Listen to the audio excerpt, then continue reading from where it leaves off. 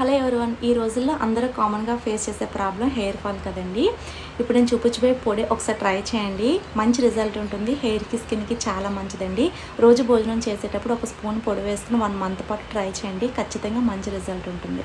First అయితే ప్యాన్లో కొద్దిగా నువ్వులు వేసుకొని మంటను లో ఫ్లేమ్లో పెట్టుకొని గోల్డెన్ కలర్కి వచ్చే వరకు ఫ్రై చేసుకొని పక్కన పెట్టుకోండి. అదే ప్యాన్లో కొద్దిగా ఫ్లాక్స్ సీడ్స్ వేసుకొని చిటపట్లాడే వరకు ఫ్రై చేసుకోండి.